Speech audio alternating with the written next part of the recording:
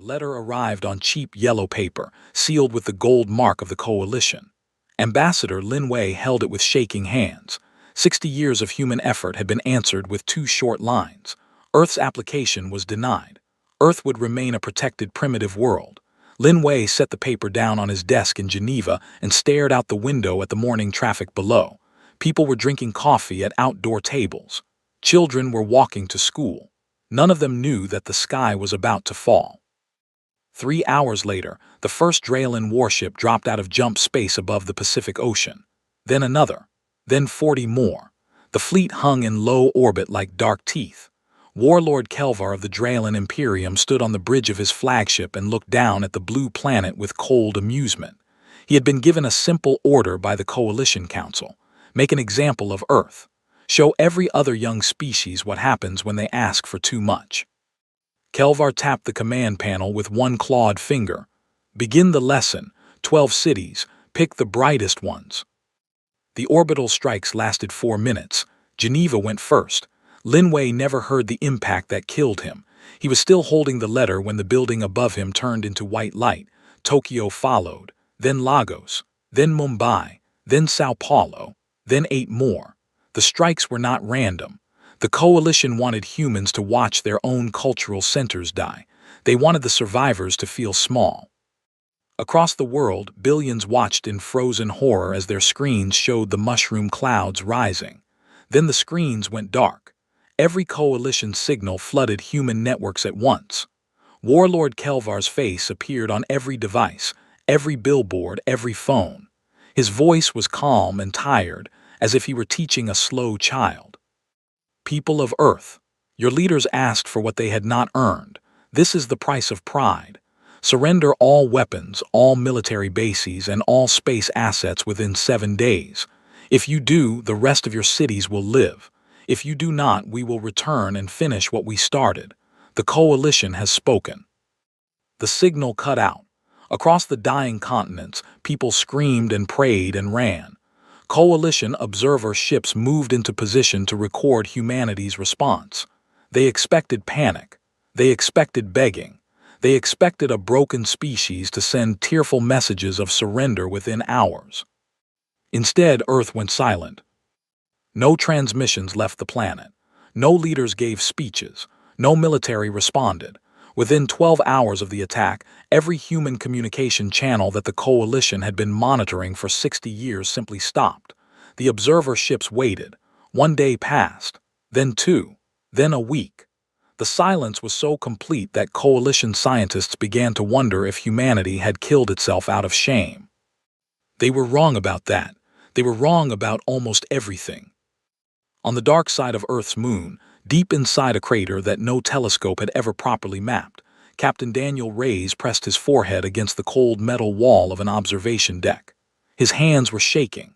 He had watched Tokyo burn from this window. His wife and his daughter had been in Tokyo that day. They had been visiting his wife's mother. He had spoken to them 6 hours before the strike. His daughter had asked him to bring back a stuffed bear from the gift shop at the lunar base. He had promised her. Now there was no Tokyo, no gift shop, no bear, no daughter. Reyes did not cry. He was past crying. He had been a fighter pilot for 18 years and he knew that grief had to wait. His commanding officer was already striding across the deck toward him, boots clicking on the metal floor.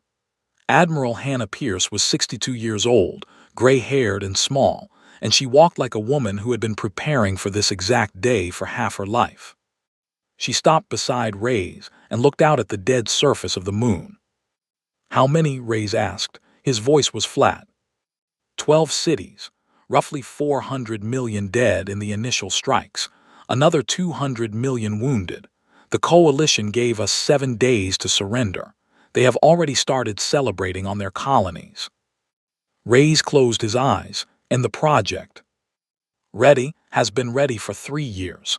We were waiting for them to give us a reason. Reyes turned to look at her. The Admiral's face was carved from stone. She had lost a son to a coalition raiding party 15 years ago. She had spent every day since then building the answer. Are the Council and the surface governments on board? Reyes asked. What is left of the surface governments is on board. The council voted 4 hours ago. Unanimous. Project final word is authorized. What are my orders, ma'am? Admiral Pierce was quiet for a long moment. She watched the Earth rise slowly over the lunar horizon, blue and white and beautiful and bleeding. Then she spoke in a soft voice that carried no warmth at all. Wake them up, Captain, wake all of them up.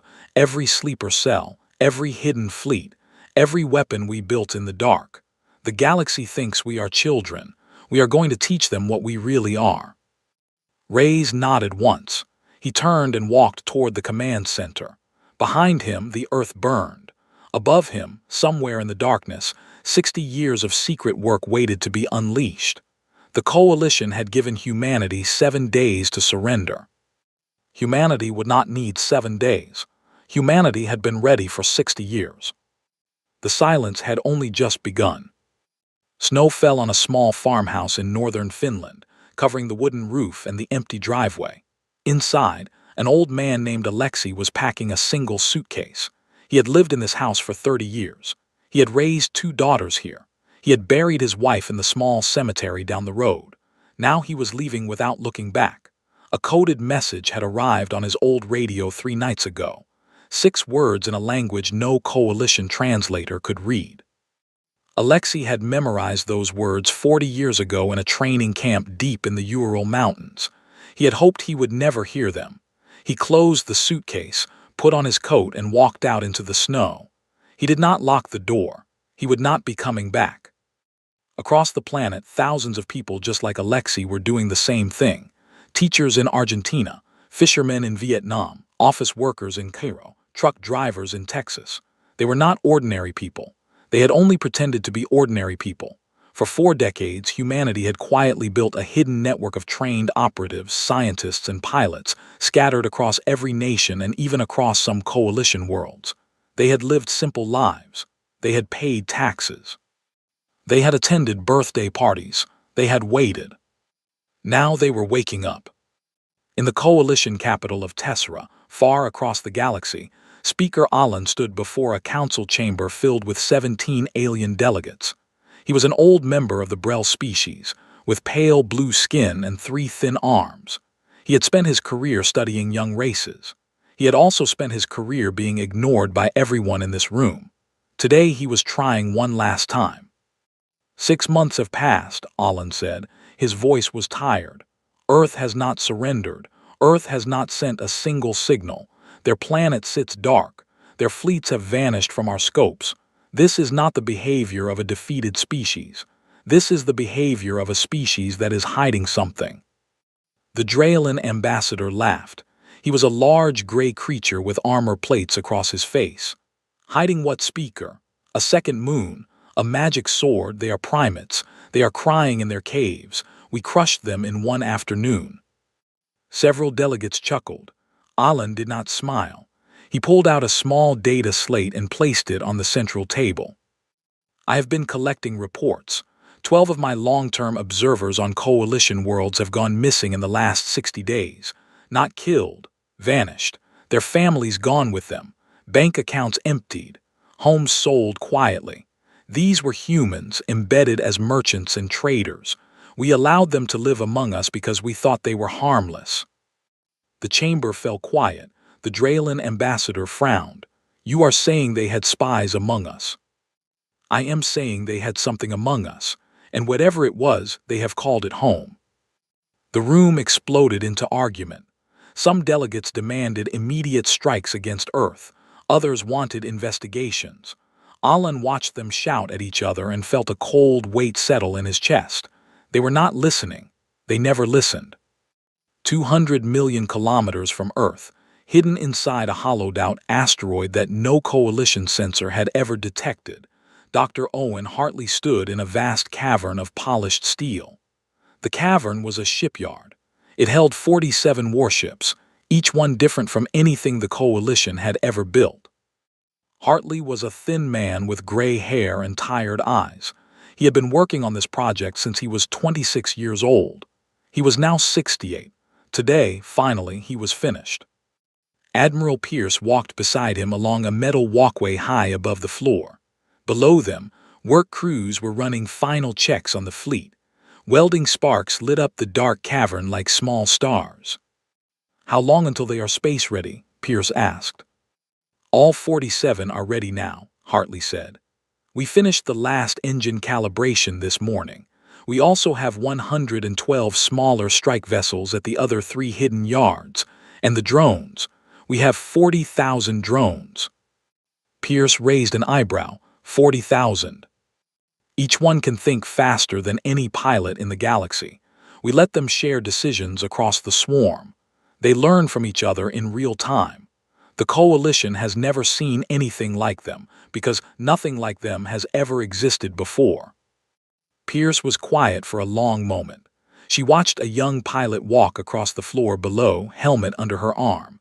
The pilot was Lieutenant Rachel Doyle. She was 24 years old. She had lost her entire family in the Mumbai strike. She had asked to fly the most dangerous mission in the fleet. Pierce had said yes. "Doctor," Pierce said softly, "you understand what we are about to do?" Hartley nodded. He looked older suddenly. "I understand. This is not war. War has rules. War has prisoners. War has negotiation. What we are about to do has none of those things." "I know. The galaxy will remember this for 10,000 years."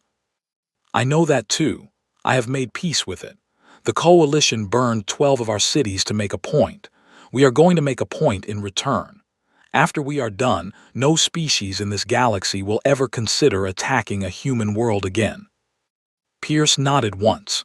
She turned and walked toward the command tower at the far end of the cavern. Behind her, the fleet waited in silence, ready to move on her word. Above her, the earth turned slowly in the void, dark and quiet and patient. The Coalition was still arguing in its golden chambers. The Draylen were still laughing in their barracks. They had no idea what was about to happen.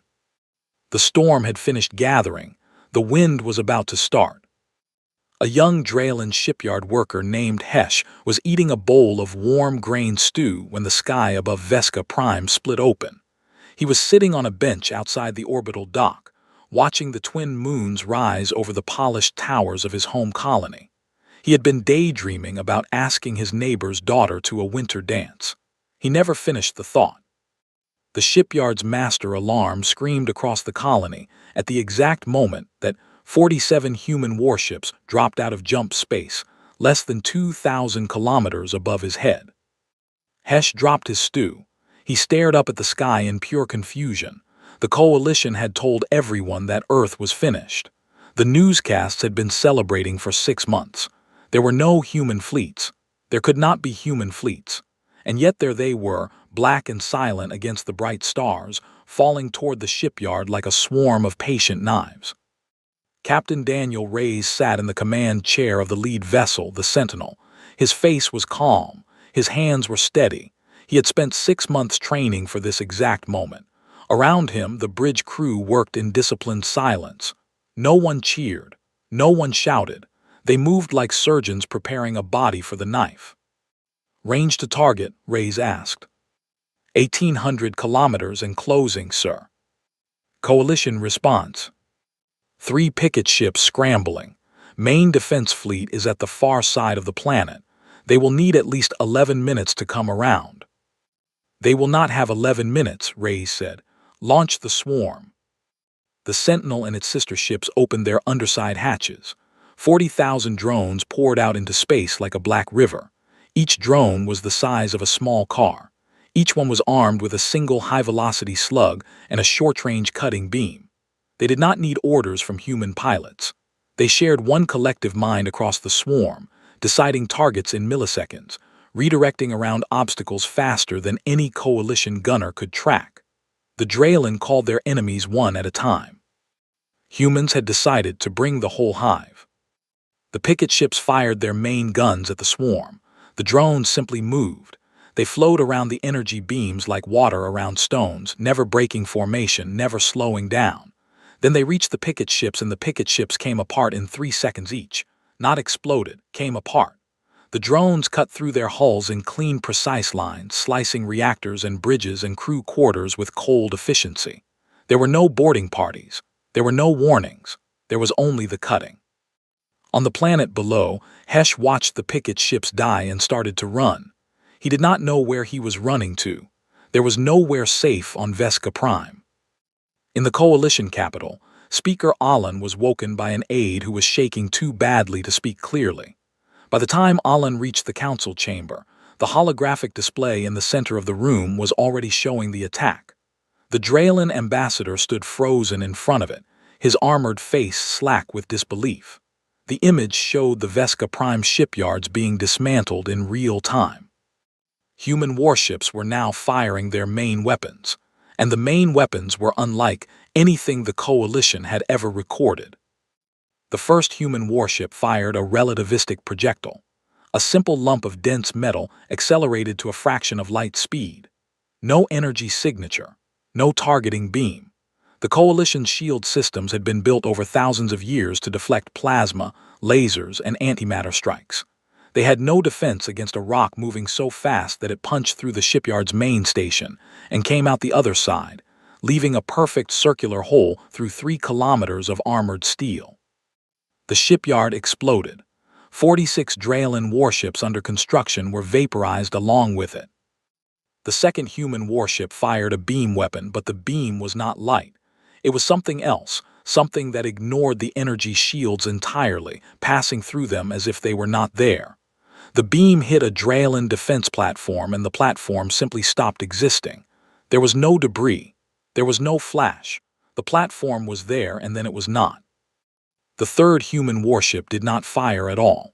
It deployed a flat disk, no larger than a dinner plate, which floated into the upper atmosphere of Vesca Prime.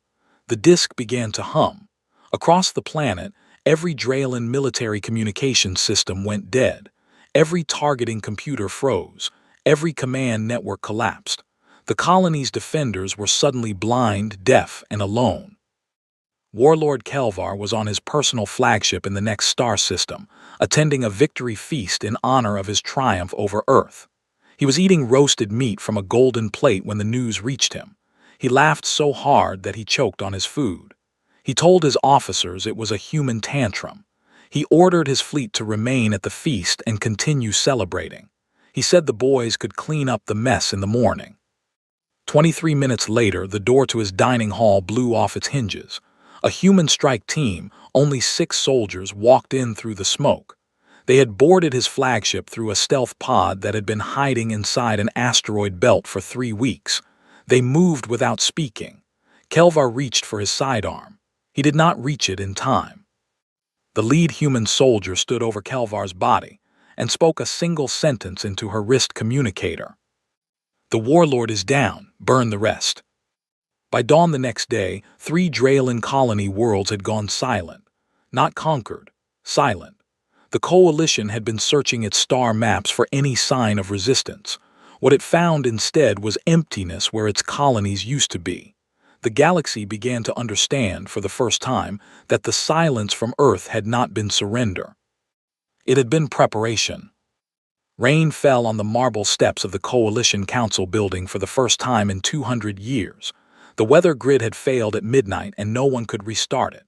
Workers in soaked uniforms ran across the plaza, trying to keep visiting delegations dry. Inside the great chamber, every seat was filled. Every species in the Coalition had sent its most senior officials. The mood was not anger. The mood was fear. Fear smelled different in every species, but today the chamber stank of all 17 kinds at once. Speaker Alan stood at the central podium. He looked thinner than he had 6 months ago. His 3 arms were folded across his chest. "3 of our colonies are gone," he said. "Vesca Prime, Doru Station, Karn 9. 68 million Coalition citizens are dead. Our shipyards are in ruins. Our warlord is dead. The humans achieved this in 28 hours, using technology none of us recognized. I warned this council 6 months ago. I will not be laughed at today." The chamber was silent. "We have 2 choices. Offer peace, return what we took and pray they accept, or finish them. Half measures will only invite more death." The Draylen ambassador stood up. He was tall and thin, covered in pale white feathers. "Peace. They have killed our soldiers and burned our worlds. We must crush them so completely that no species in this galaxy ever dares lift its head against us again." A roar of agreement filled the chamber. Alan's shoulders sank. "I propose a grand fleet," the Trellin continued. "Every member species contributes its best warships. We gather at the Corlin Nebula. We strike Earth with 2,000 vessels. We end this once and for all." The vote took less than an hour. 16 of 17 species voted yes. Only Alan voted no. He sat down and closed his eyes. He could already see the future, and the future was full of fire. Far across the galaxy, on the dark side of Earth's moon, Admiral Hannah Pierce stood before a holographic map. Around her sat 12 senior officers. Captain Reyes was there. Dr. Hartley was there. Lieutenant Rachel Doyle sat at the back, her hands folded neatly in her lap. "The Coalition has taken the bait," Pierce said. "They are gathering at the Corlin Nebula. 2,000 ships, 12 species. They believe they will destroy Earth." She tapped the map. A glowing circle appeared around the nebula. "They will not. We will destroy them, all of them, in one place. We will not allow a single ship to escape." Reyes looked up. "Ma'am, 2,000 ships. We have less than 300. "Correct." "Then how?" Pierce gave a small, tired smile. "Because they are gathering, because they think numbers will save them. Captain, what is the most dangerous mistake an army can make?" Reyes thought for a moment, standing still in one place. "Yes." Pierce turned to Dr. Hartley. "Doctor, show them what we have built." Hartley pressed a button. A new image appeared, a small black sphere no bigger than a marble. "This is what we call a pulse anchor," Hartley said quietly. "It does not explode. It does not burn. When activated, it collapses the local jump space field in a radius of 600,000 kilometers. Inside that radius, no ship can jump. No ship can send faster than light signals. No ship can leave." He pressed the button again. The image showed 20 spheres in a ring. 20 of these, deployed by our stealth platforms, will create a sealed pocket around the entire Coalition fleet. Once activated, that fleet will be trapped. They cannot run. They cannot call for help. The room was very quiet. Lieutenant Doyle raised her hand from the back. "Ma'am, permission to ask a question." "Granted." "Who deploys the anchors?" Pierce looked at her for a long moment. Doyle was 24 years old. She had lost her mother and her 2 younger brothers in the Mumbai strike. "You do, Lieutenant." Doyle nodded once. She did not smile, she did not cry. "Yes, ma'am." "You will lead 20 stealth fighters, 1 anchor each, into the heart of the enemy formation. You will plant them in a precise ring while the Coalition is still assembling. Then you will pull back, and our main fleet will close the trap. The Coalition will not know they are caged until the cage is locked." Reyes spoke quietly. "Ma'am, survival odds for the stealth team." Pierce did not answer at first. Then she said, "Lieutenant Doyle has run this simulation 1,100 times. Her best score is 40% survival. Her average is 15. Doyle did not flinch. She looked straight ahead at the map. "It is enough, ma'am," she said softly. "It will be enough." Pierce nodded slowly. She turned back to the map and traced the path of the trap with one thin finger. The officers around her watched in silence. Outside, the lunar landscape stretched gray and empty under a black sky full of stars. Somewhere out there, the Coalition was assembling the largest war fleet in galactic history. Somewhere out there, 2,000 crews were eating their last meals without knowing it. The plan was set. The trap was waiting. The galaxy was about to learn what humans did when they had time to think. A Trellin signal officer named Veska was eating a small fruit at her station inside the Corlin Nebula command ship when she noticed the strange reading on her screen. The nebula was beautiful from her viewport, full of slow pink and gold clouds, lit from within by old dying stars. The fleet around her was the largest gathering of warships in Coalition history. 2,000 vessels, drifting in tight formation, waiting for the order to jump toward Earth. Veska had been proud to be assigned to this fleet. Today she would help end the human problem forever. She bit into her fruit and looked at her screen again. The reading was gone, probably a sensor glitch.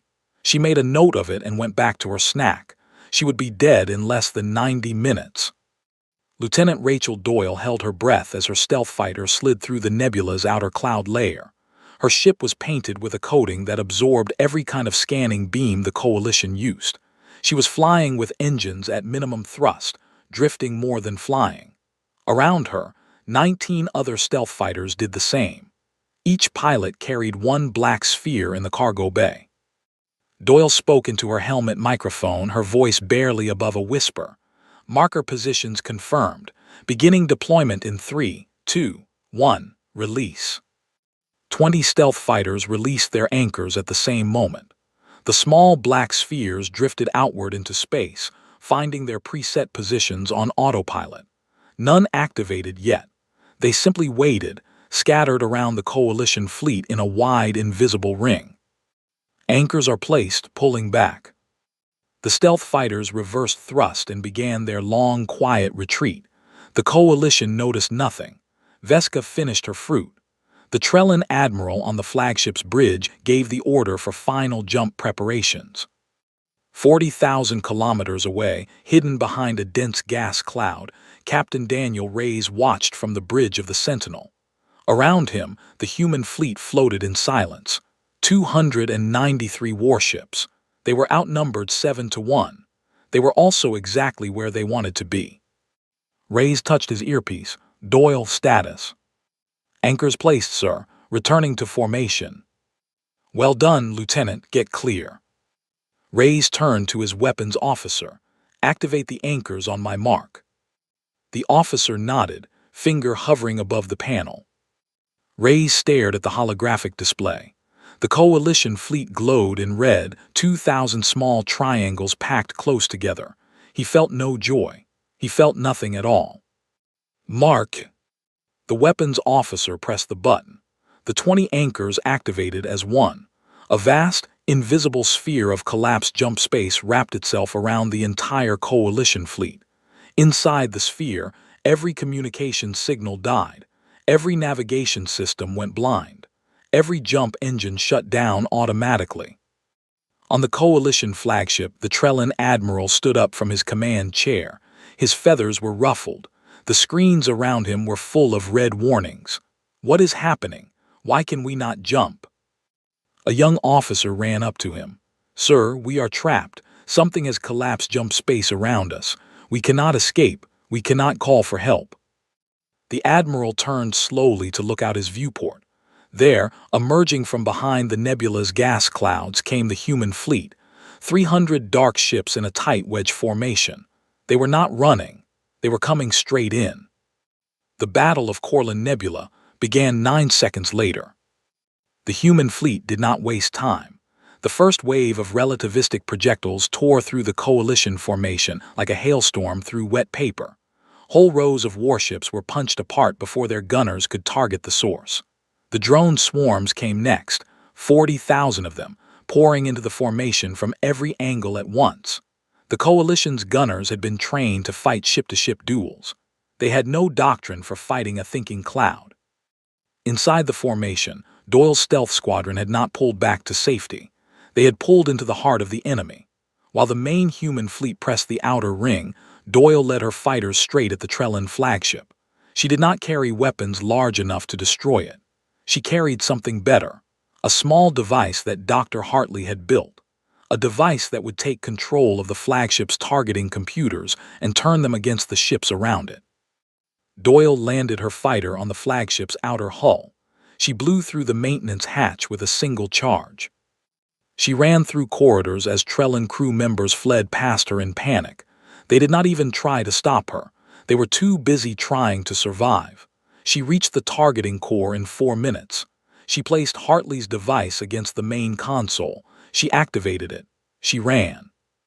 The flagship's massive guns spun in their mounts. Then they began firing on every Coalition ship within range.